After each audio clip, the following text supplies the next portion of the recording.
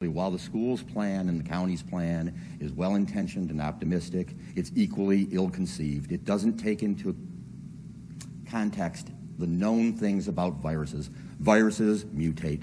They get stronger. Pandemic from 1918 to 1920 took 2 years, the Spanish flu pandemic, okay? The reality is we have made a plan that has no flexibility in it.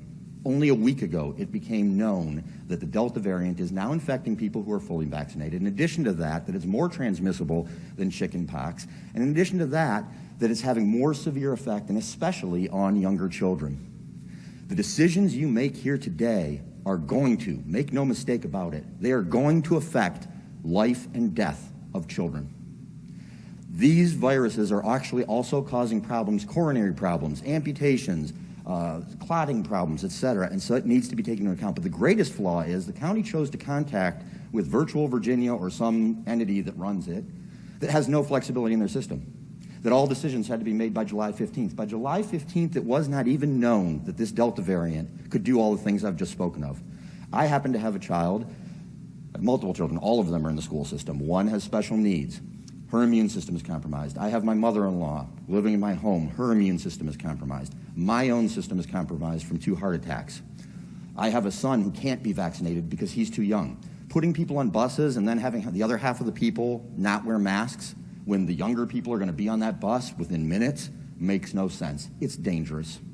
Frankly, putting these people in school at this point in time is dangerous because they're going to go home to their families who have people who are vulnerable or can't be vaccinated. And it's a danger to their siblings. And we're putting a child in the position where that child could go home and literally kill some family member because they went to school. And there's no flexibility. July 15th was the cutoff. I can't send my 17-year-old to school with this Delta variant out there.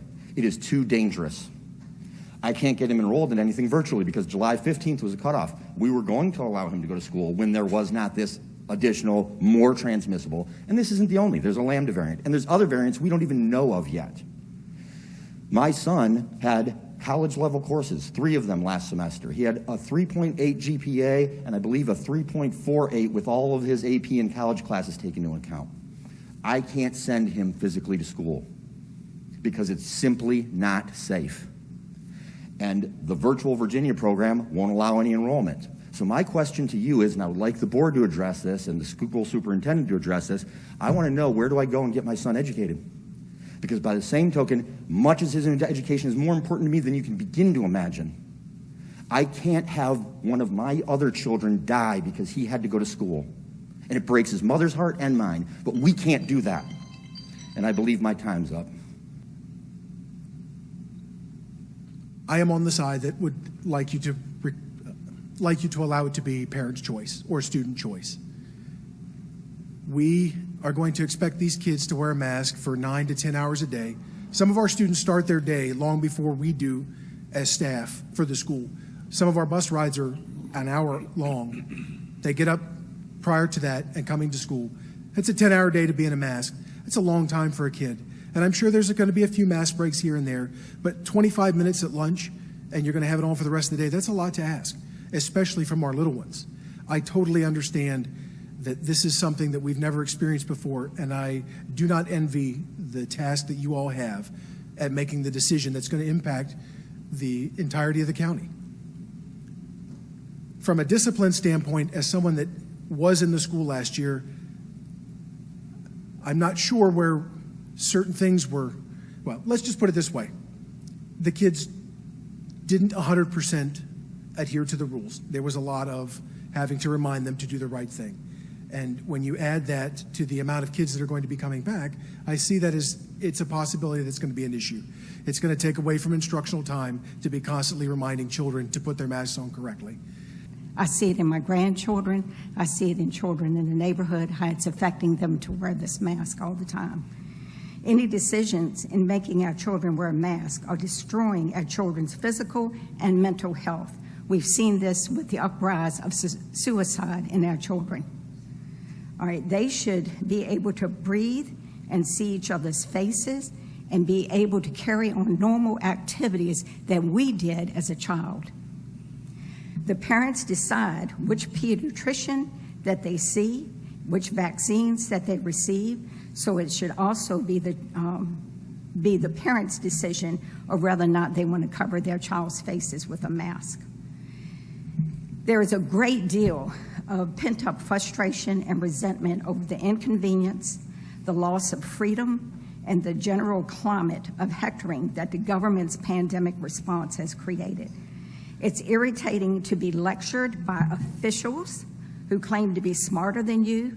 It's infuriating to be lectured by government officials who claim to be smarter than you, and they clearly are not. I didn't really have a lot of comments planned, but I would like to express my concern over the lack of masking, especially in the little kids, who arguably are the questionable ones on compliance and keeping it on. But in the interest of something is better than nothing, I think with the Delta variant, and just looking at the data and the numbers that have changed in the last month, we don't really know where we're going to be in 3 weeks when school starts. So I think at the very least, we need to do everything that we possibly can to protect these kids, especially the youngest, who don't have a choice, who are ineligible for vaccines, who really, I have 2 second graders. They are so desperate to go back to school. They are willing to wear masks. They were willing to wear masks last year if I would have let them go. I didn't. I have an older grandfather, and I am a part-time caregiver for him, so it just wasn't an option for us. But I think looking at how quickly this virus has changed, and not just the life and death statistics, but how quickly we can overwhelm our healthcare system, how the long-term side effects that we're now seeing in kids just in the last month from the Delta variant. Children's hospitals are saying, whoa, we've got a problem. And unfortunately, all of that came up in July as we're all excited to roll back into the school year, and it hasn't really given us time to step back and plan and adjust. So I think to make it parent optional, it's hard to come out and say, no, you have to do this, no, you will do this, but we do have to wear shoes and pants to school. So I think kids will quickly get on board. If it's what they're told they have to do, kids are flexible. They will adjust. But we need to do everything that we can for their best interest, whether they like it or not, which, my 3-year-old willingly wears it through Target. She corrects adults in there not wearing it. They'll figure it out. But I think as we're looking at changes, at least until January, when they have the option to become vaccinated, it's important to do what we can for those kids and their families. I am totally for parents' choice. I don't think that the schools should be raising our kids, no offense. I don't think that the government should be raising our kids. I think it's the parents that need to be raising their kids, and I think I've done a very good job in doing so. And that's all I needed to say. Thank you. I am a school nurse at Bowling Green Elementary, and I can tell you over the last 17 months, it has been quite challenging to get students to comply with the masks for several reasons. A, they're hard to breathe in. The carbon dioxide that she spoke of is absolutely an impact on these students. It causes lightheadedness, dizziness. The anxiety of these students is through the roof. I had many students who would come to my clinic just for the opportunity to take their mask off and not be yelled at all day long. I had one student who came probably 3 or 4 times a week because of headaches, dizziness, just her anxiety was just through the roof.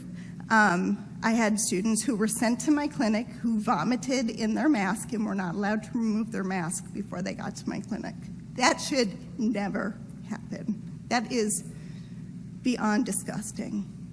I had students sent to my clinic who were terrified to take their mask off so I could take their temperature. I had to convince them it's okay to move your mask for me to take your temperature orally. I'm sorry. I had students sent to my clinic to get a new mask because their cloth mask had not ever been washed and was growing black mold on the inside. That happened to that student at the end of the day. That student sat in that mask all day long, and the teacher only saw it when the student took it off to take a sip of drink, and she sent the student to get a new mask. That is so far beyond what students should be breathing in every single day, all day long. The anxiety of coming to school, period, for students is extremely high, and then to add the mask into that is just unbelievable. And I feel that students and staff should have the option to choose whether they want to be masked or not. Thank you for your time.